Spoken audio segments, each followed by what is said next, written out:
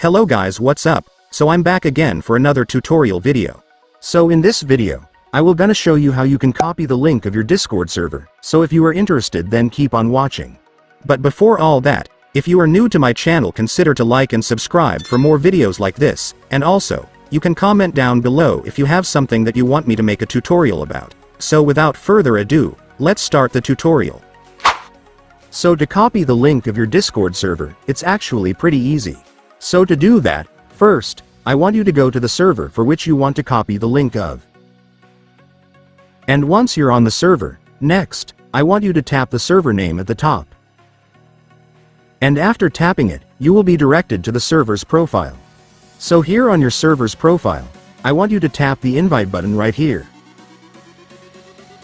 And after tapping it, there you go guys, you will now be able to see the copy link button, so just tap it to copy the link of your server. And then that's it guys, you have now copied the link of your server, so you can now paste and send it to anywhere you want.